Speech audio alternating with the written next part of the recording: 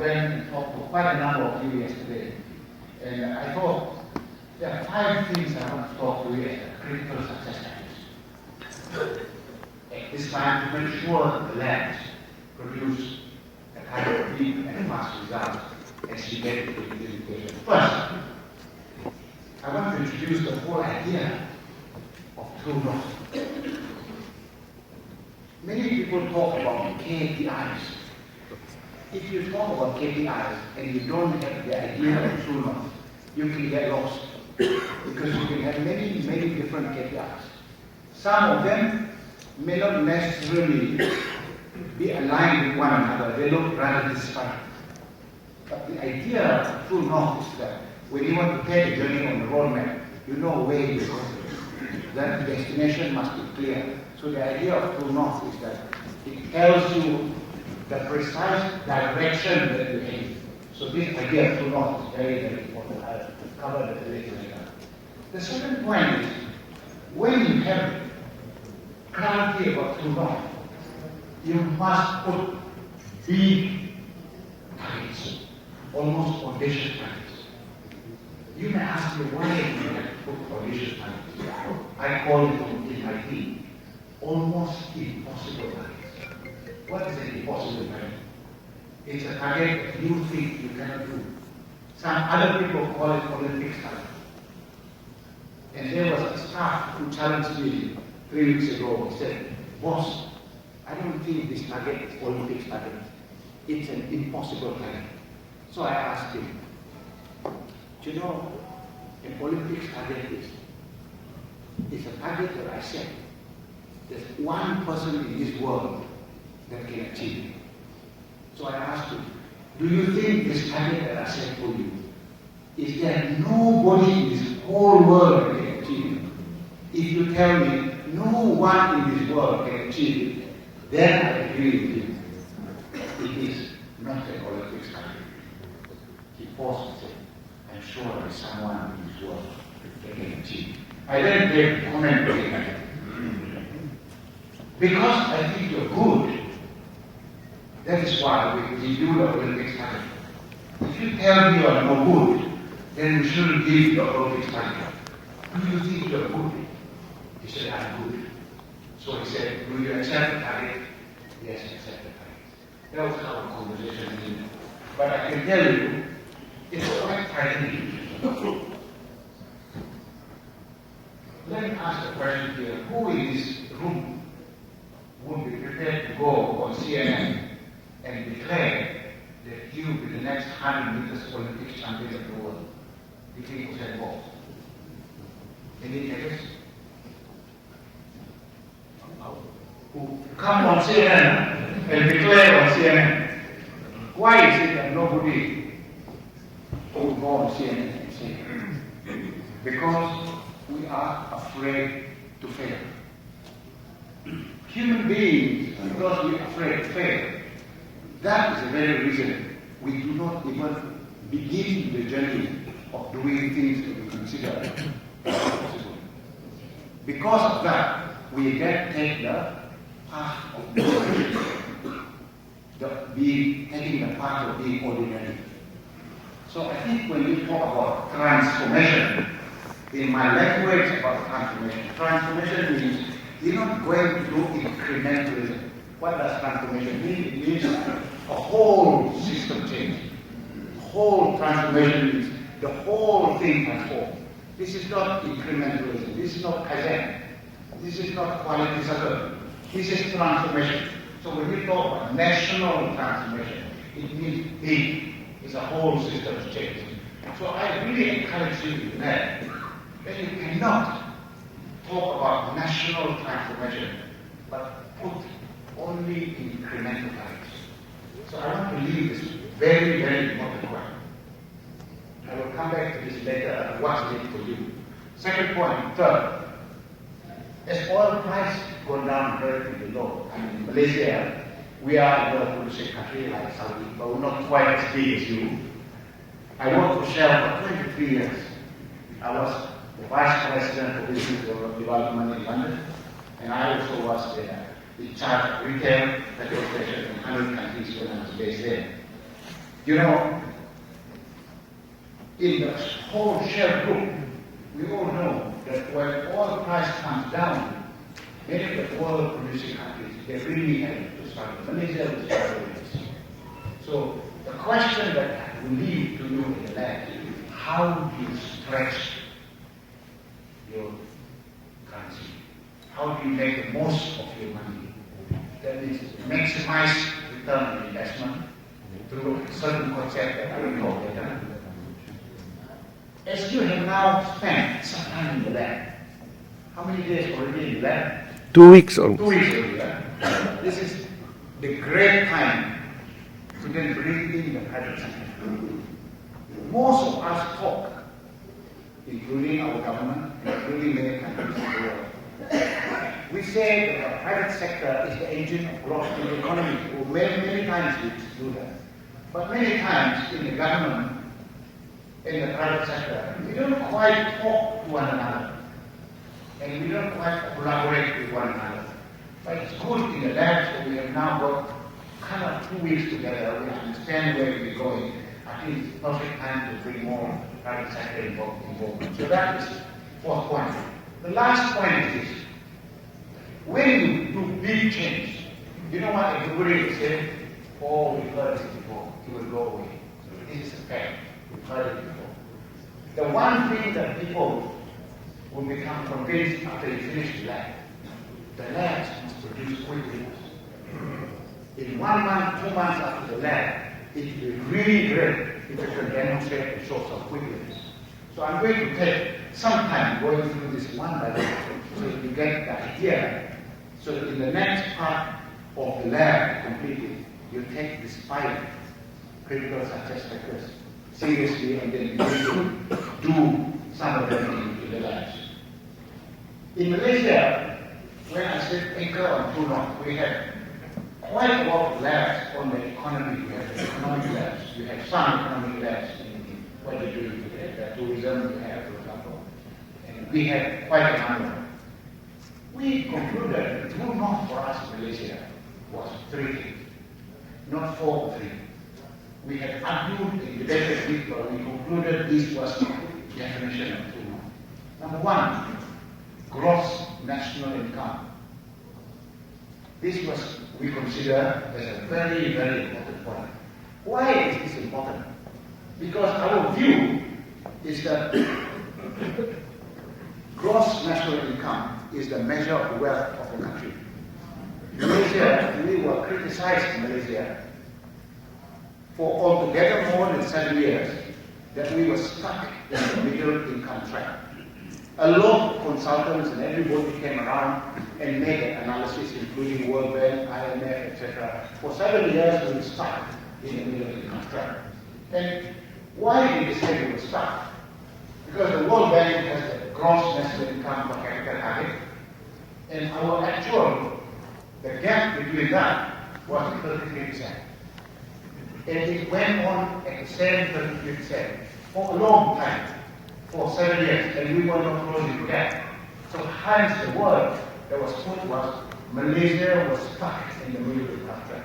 And we aspire under Vision 2020 to become a high-income economy by the year 2020. So what does it mean? We need to unstuck. Otherwise, we cannot be a high-income economy. So we said that is a very important measure of success, true north. The second one was, we concluded that if you don't have investment, you cannot grow the economy, you cannot have prosperity, you cannot have a high gross national income. So that is why we said investment is important. Notice the little one. We said it cannot be that the government spends proportionate amount of money, putting government money as the investor in the economy. It must be the private sector. So we concluded it was important for us to know 92% of the investment must be private sector. 92. This is a very big target, only 8% from the government. We also asked how much of that is from foreign investment, FDI. We said only 27, and we wanted 73. By the way, these numbers are It's a big change from the old. Because previously, before we started, it was around 50-50. And so we wanted a huge change in the approach. So that was True North. Of course, the last point is about jobs, creating jobs. And I know you also think about creating jobs is important. You know why it's important? Because if you don't create jobs, you don't share the wealth of the country with the people. So creating jobs is the best way to do it. And that's why we will focus on doing this. By the way, when you say 3.3 million jobs, our population is only 19 million people. So if you say in 10 years we're going to create 3.3 million jobs, who say it's crazy? When we set up this target, you know what everybody says? It's impossible target. You've got to hang yourself, you cannot do it. If you got stuck in the middle income trap for 7 years, how do you declare you're going to get unstuck? This was nearly impossible target people talked about before. By the way, as already mentioned earlier on, we are actually achieving all those. In the last 6 years, the 33% gap. In the last 5 years, we closed it to 16%. We really closed the gap. The World Bank OECD prediction is that we will get to the high income economy by 2020. So they have now changed the assessment of Malaysia that we will get there by the year 2020. The second one, we were already surpassing the GNI target, and we will be achieving that. We already 1.8 million jobs in 4 years. We haven't finished the full survey for last year, but already 1.8 million jobs, which is we're supposed to create 8.3 million for all 10 years. I want to talk about, once you know where the True North is, you have to break it down. True North is too far away. You need to break it down to some detail, and we call it project by project lines. So True North is too far away. How do you then break it down so that people can take very simple steps to do it? So it's important initiative by initiative. In the lab, you then look at what are the initiatives that you're going to do to make you reach True North, project by project. And this other point is this: when you have projects, it is very, very, very important to identify who is going to be responsible for delivering the project. Better put name of the person. Don't put the name of the department, the name of the person accountable for delivering the project. I can tell you a little story. This is my colleague. He was a minister. His name is Peter Ching. We had a very interesting, he was an energy minister. He was given a True North definition. The True North was SAIDI, S-A-I-D-I. It means System Average Duration Index. It means how many minutes in a year there's blackout, there's no electricity. So in the year 2005, we had in the state of Sabah 3,996 minutes of no electricity. And then in the year 2006, 4,000 minutes blackout.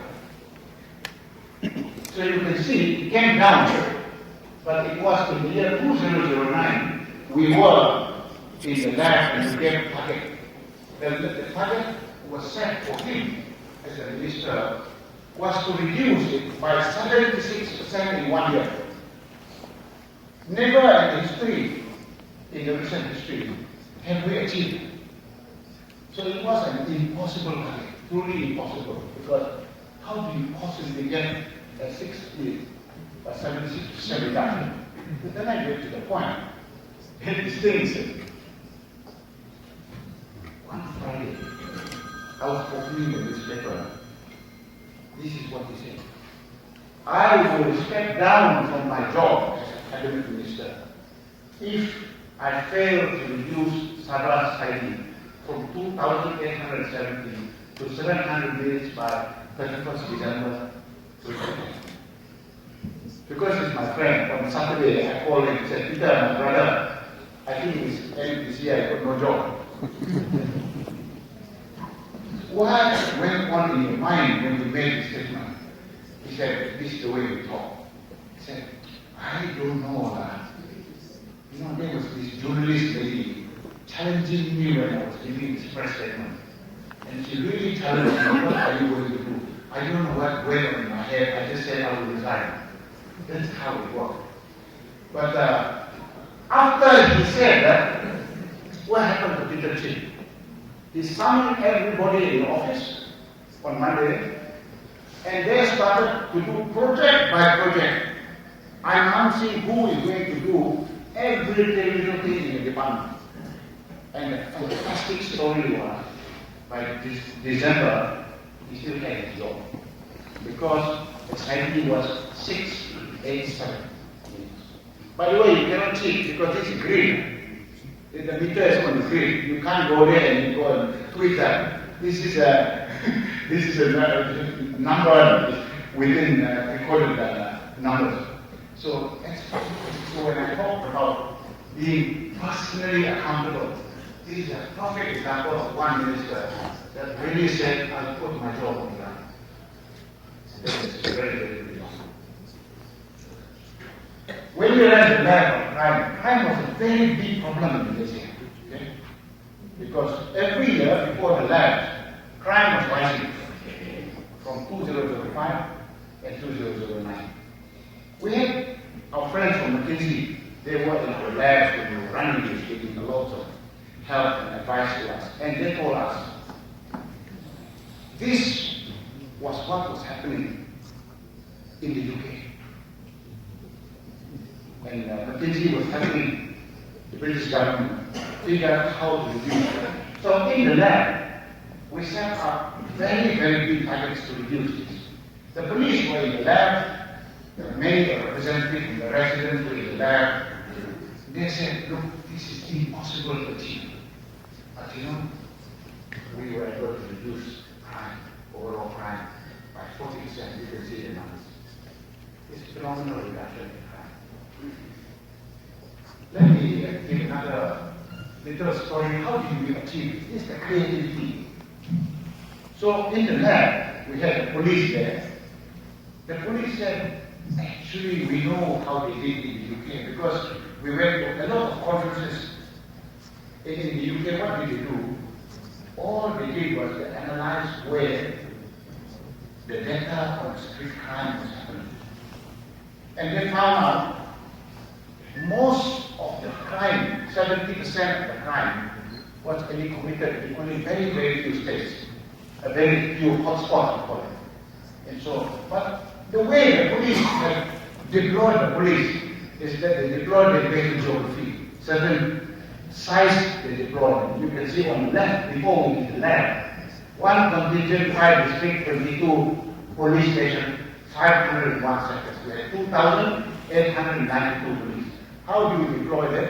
For each of the sector, 2,892 divided by 501 sectors. That means theoretically 5.8 police per sector. What was the new idea in the lab? Creative idea. We take the same number of police, 2,892 divided by 11 hotspots. Because the crime was fully committed there. We had gated communities. There's no way the criminals can go out of the gates, but we still had police there. Because that was the old way in which the government was doing it. So we changed the rule in the lab. We deployed that only in the crime hotspots. That means in the 11 areas, 2,892 police divided by 11 hotspots, we put 263 police in each of the hotspots. So we were telling the police, the joke was this: if you're the policeman, if you don't like the government, you're lazy, it's okay. Starting from tomorrow, you spend it, because the criminals are there. And when we did that, the crime came down. Street crime came down by 20% in the first year. It's phenomenal. So these are very simple, quick ways that we saw when we did that, the result. So there's no budget required. The same numbers of people. If you talk the old way of doing it, you know what the people will say? Increase the number of police. We need 262 police for all the 501 hotspots. That is ridiculous. They would have said, I need a new surveillance system, a new IT system, more cars will be put out there permanently. Just redeploy the police to the ground. Is that okay? Clear? Yep. Let me introduce the third critical success factor. How to maximize the return on your investment. You have limited budget. With a limited budget, how do you do it?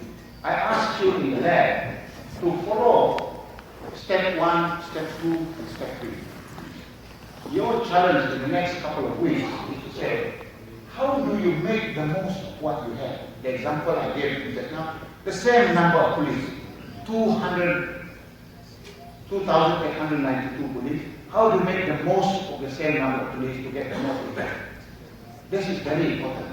I was talking to one of your lab people yesterday by chance over breakfast, and he's in the health lab. And he told me that we have hospitals, but there is certain rules of eligibility. Because of the rules of eligibility, only certain types of people can go to those hospitals. Because of the restrictive rules, the hospital is only 30% of fine. Not up to 100% because of the rules. Now, if you don't go and do step 1, you go immediately go to do the normal way of doing it. You just want to build more hospitals.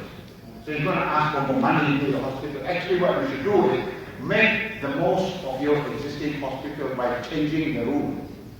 Just like we said, make the most of the 2,892 police by changing the rule of employment. So you change the rule of eligibility, then you can then utilize the hospital by changing the rule. Let other people eligible to come to those hospitals, and then you don't have to spend extra money. When you have exhausted all of that, we call it making the most, look for ways to do it. Then only you move to the next step. That means to expand and scale up. That means build more hospitals with those new rules. You notice you will not be spending a lot of money if you did it like that. But if you say you're not going to do the most of what you have,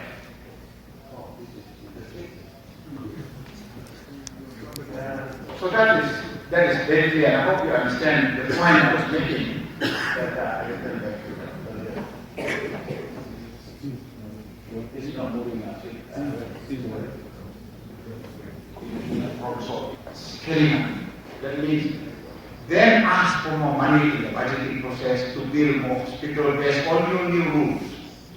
After you finish doing that, then you look for radical solutions that you've never done before. Completely new ideas. How do you do digital or remote clinical care, healthcare, for example?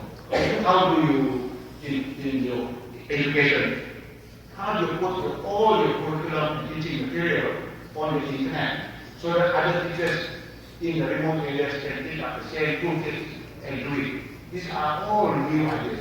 So I want you to think, before you start going out to do this very sexy stuff here, I want you to begin by doing the less glamorous things, which does not need a lot of money.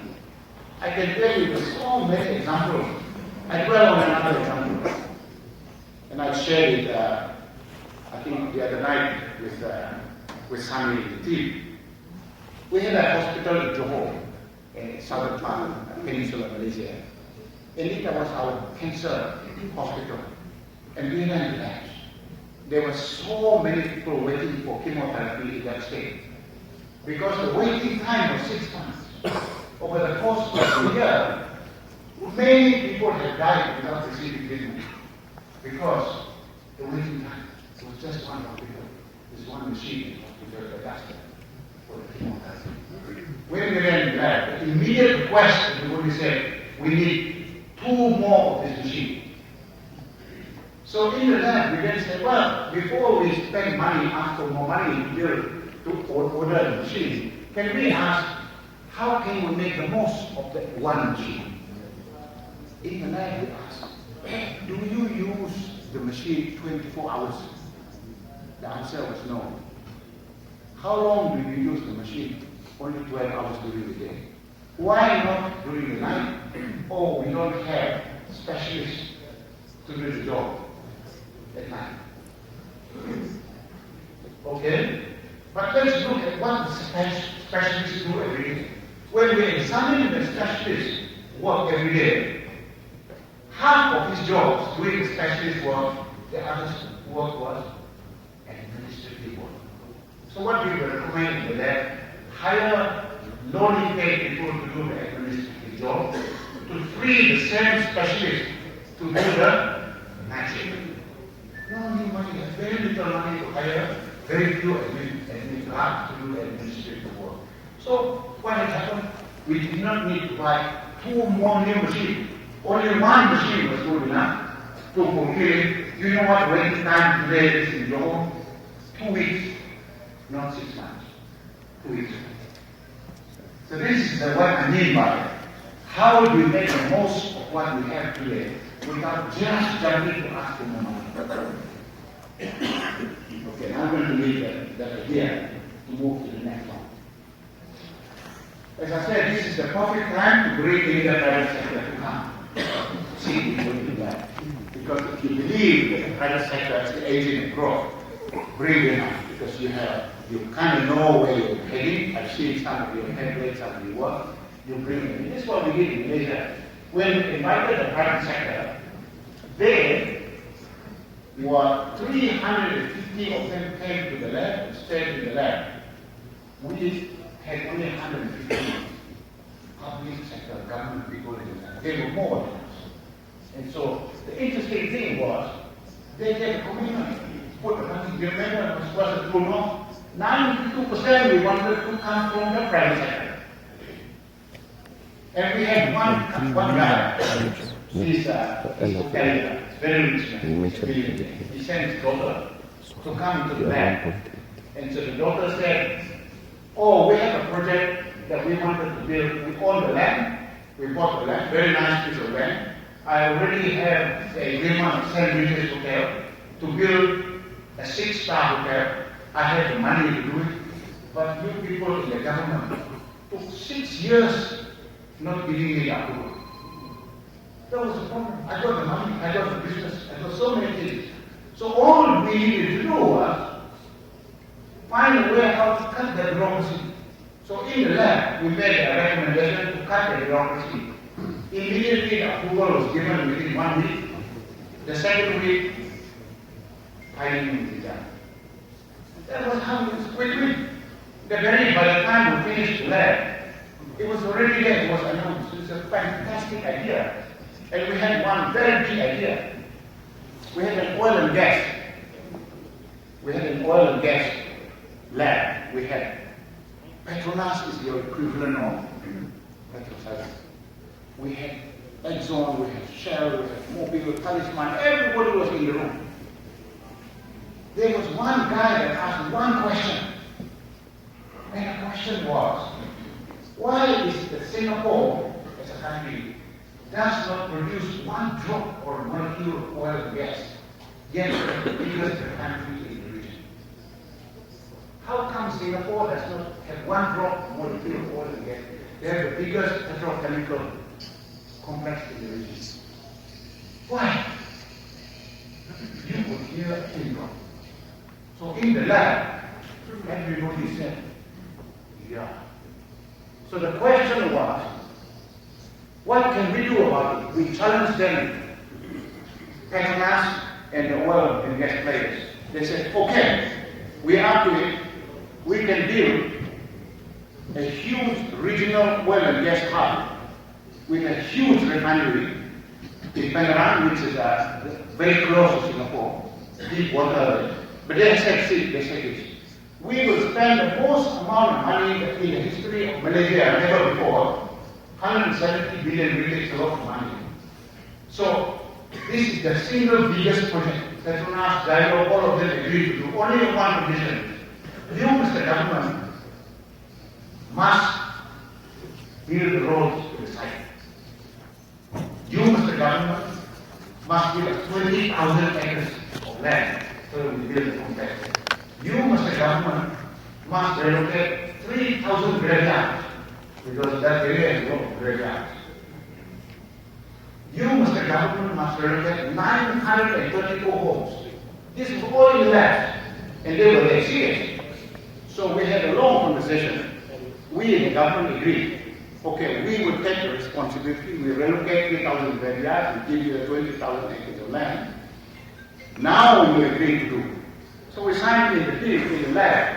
There was an agreement. The Prime Minister was there. It was everybody. The CEO of Petronas was there. And everybody. The dialogue. They all there. Ladies and gentlemen, if you come to Malaysia today, the terminal is already up and running, already operational. We are now trading. All the 9 or the 10 global oil traders are already there operating, buying. Because oil price came down according to divine intervention. You know what happened to the tanks? Fully utilized. Now we're building additional tanks. It's a phenomenal story. So we're still building the petrochemical complex, and with a lot of plastics that will be produced, they will create many jobs. It's a fantastic story. So I gave 2 little fantastic stories. This would have never happened if we did not have the land. If we did not have the oil and gas trade in the land. Because we would not have been able to get the kind of community. So that's a simple example. We have loads of examples. I think these are the players who came inside the lab. When we finished the lab, the lab was finished early first week of October. Lab finished first week of October. I know my friend here is communications chief for the minister. You would love this. We had our first declaration of the projects that were confirmed in the agreement. The Prime Minister stood on the 20th of October. He told the public, ladies and gentlemen, we finished the lab beginning of this last couple of weeks ago. I can tell you now, 9 projects confirmed, launched. Altogether, 5.3 billion ringgit, that's $1 billion confirmed to be invested, with a total number of jobs created, 30,000 jobs. Altogether, gross national income, 100 billion. That's fantastic. The whole public was amazed. How after the lab we just done it, you could do it? Because we had the guys, the same British fellows who were out there, they were in the lab, they couldn't commit it. That was what was happening inside the lab. On the 30th of November, the Prime Minister stood at an event and said, on the 30th of November, 9 projects were confirmed with altogether 70,000 jobs, a total investment of 8.2 billion. 19 projects declared by the Prime Minister. All the CEOs are lined up there, all the media are there. So when you put that kind of results continuously out there, people begin to believe. Results. Big, fast results. I will now talk about the 5th critical success factor. In the lab, you'll be very, very good in the lab if you can create people. Which is very, very important. You know what everybody will say? In Malaysia, there are people who say to us, we hope that this activity, this transformation project, will fail. Because it's so much work, so disruptive. We used to be able to go home early before. We didn't have so much pressure.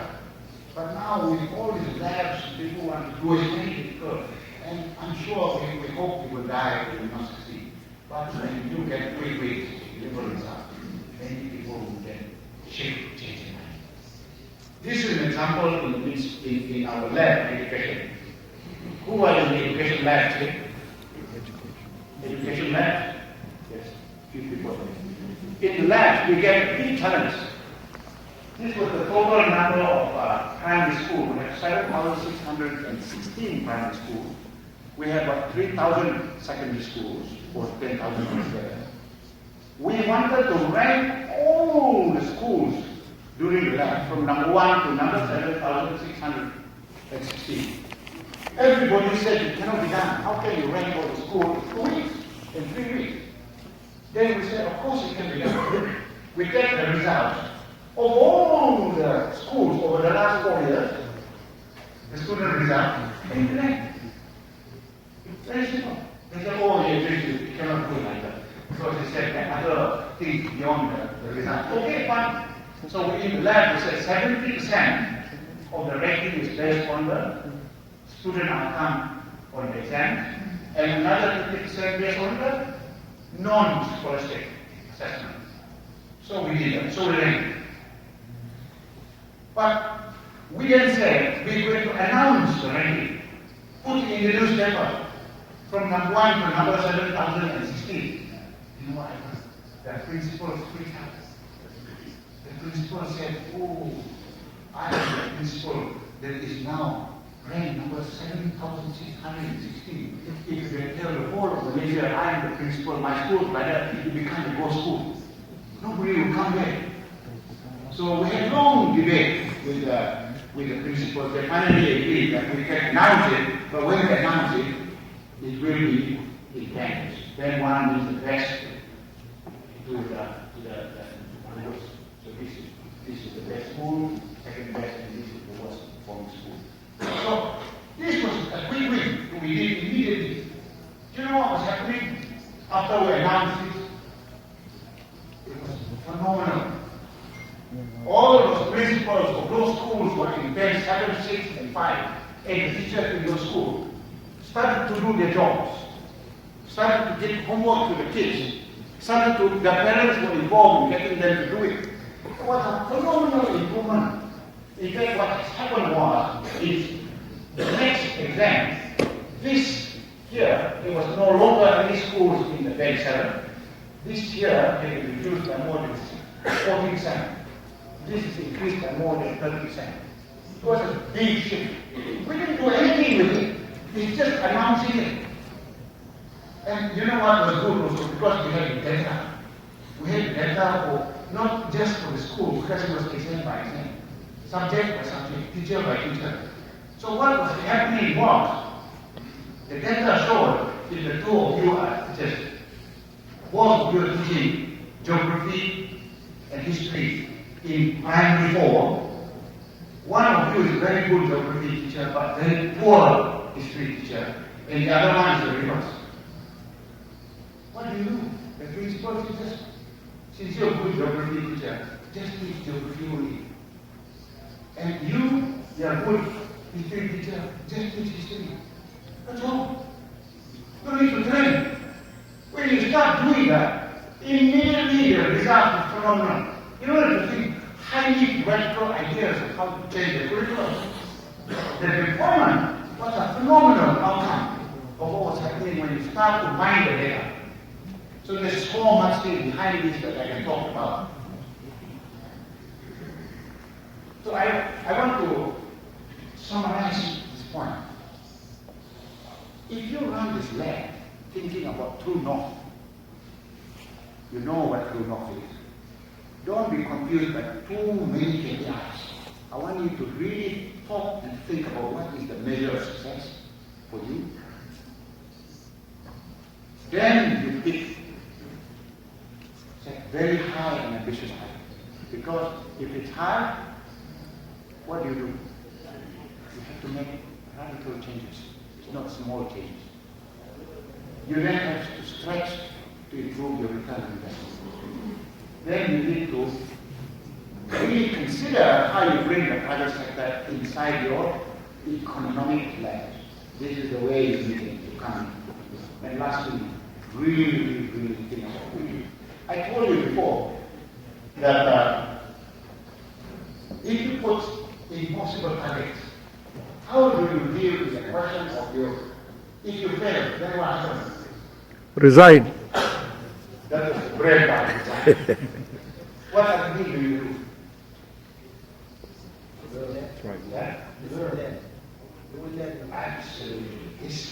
I absolutely like to hear it because every year, in fact in our case, after we finish the lab, we have every month we have steering committee meeting to review what was delivered and put in the lab. Let me be very honest with you. our experience 6 years, 30% of what we recommended in the labs was implemented exactly as we thought of them to be. Only 30%, not 100%.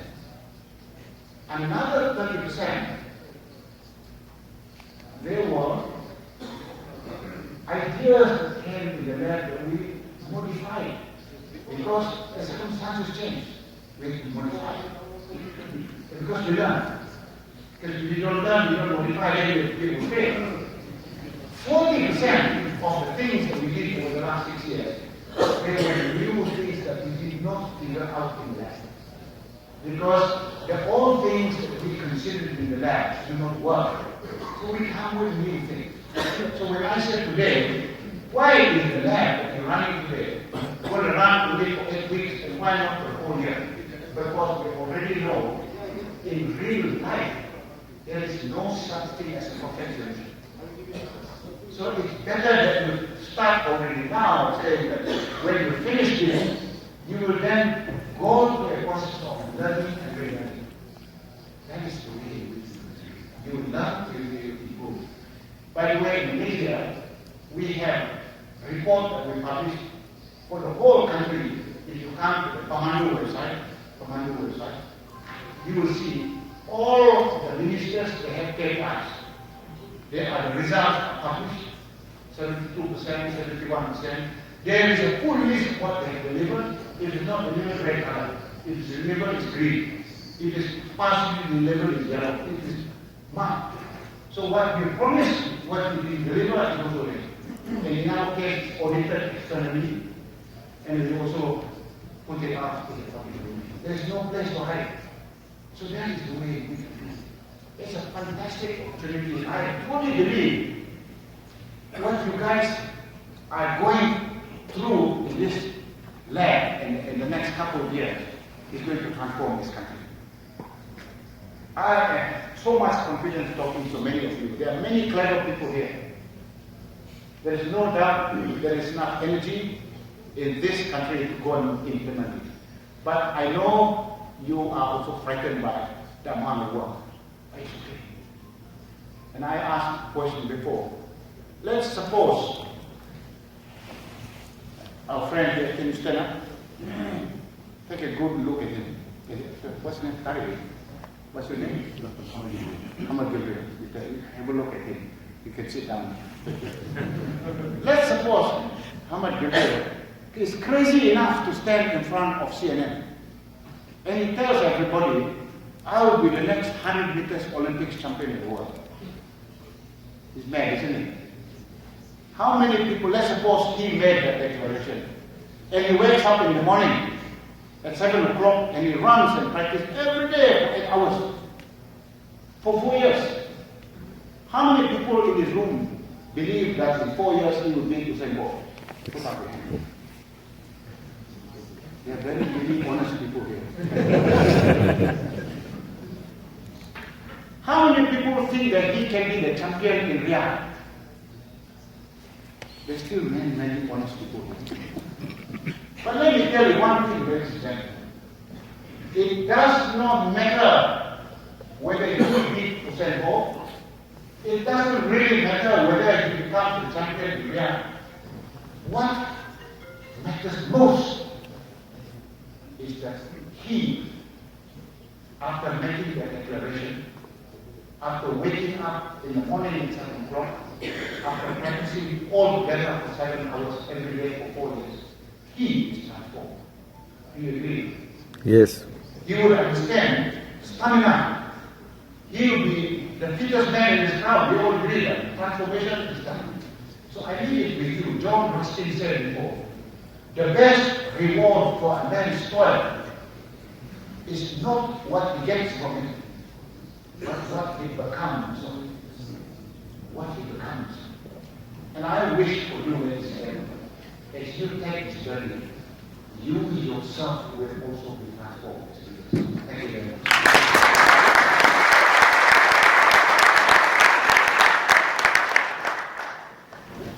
The role that Manu played, first before that I will say that what you're going through is the same thing that we went through. Because in the beginning you have to know the analysis. So you have to know the analysis, you go through the full analysis, just like you do. So don't worry, you're on the right track.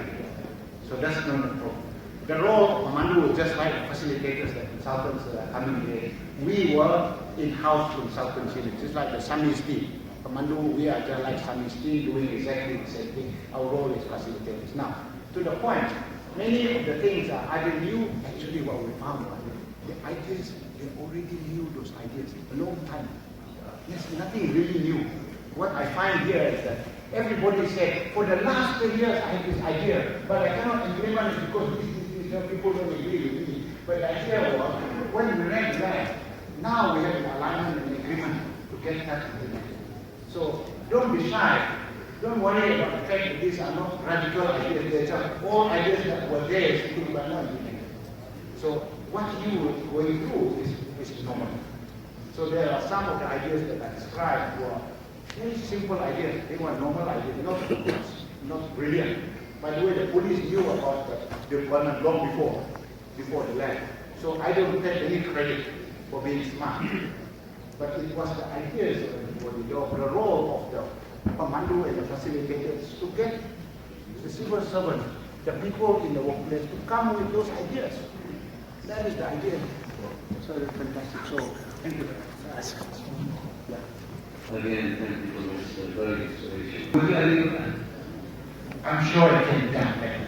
There are many ways to still be done. I'm sure there are many different ways. The way we did it in Malaysia, we did it quite well. I'm sure you can innovate different ideas. But the key here is that you must bring one way, either focus group, and lead to the lab, or path to syndication. But all you want is commitment. It isn't process. It is a commitment for them to invest and do the project. That's all you need. The method of engaging them, you can devise a method of doing it. I'm sure the Central team, Sunny, you will get the best way to engage. Do we have any more time for finance inside the lab? In our case, so we work them inside the lab. They also providing input. Because sometimes people didn't understand how to treat CapEx. In your case here, you have 10 rooms, functional rooms. You have PPP rooms, you have the CapEx room, you have the OPEX room. It's like the support enabling functions. So they become a resource for you to tap in when you require them. So in Malaysia, the lab went into those support functions to seek their input into the lab as and when it was needed. That was the way we did it. So I think we had the last question up in the front row. Quick win during the lab. We had a transport lab called Urban Public Transport Lab. It was in the year 2009, even before the lab. The lab went through the train. What did we see in the morning? Everybody going into the train was cursing the government because it was sudden attack. So what did the lab do? They took a video camera and then videoed everybody cursing the government because of the sudden attack train. We then took the video, we brought it into the lab, We invited the Prime Minister into the lab, the Deputy Prime Minister into the lab, the Minister of Transport into the lab, and then we showed them the video. Do you know what the Prime Minister said? My God, why didn't people tell me this before? He said, what happened to the trains that we had? This is true, absolutely true. What was happening was, because the fare was so low for the trains, and our KTM company that was running the train was losing so much money. Some people in finance did not need the money for maintenance. So what happened? When the train breaks down, they keep the train there, it becomes a Christmas tree. They take the parts there to repair the other train. And take the next one, put another, so they become like that. When we were running the lab, they were together out of the 30 trains. 10 of them were sitting down as spare parts, as workshop. It was sad. And the funny thing was, some guy in finance was given a KPI to reduce the government expenditure on this. And he got a very nice KPI because he achieved the target. What was the problem? There were no trains. People were screaming and shouting at the government. It was the wrong KPI. It was not true north. So what was happening? The Prime Minister said, I want to make an announcement tomorrow that we will buy 38 trains. That happened during that. It was phenomenal. Because you cannot run a government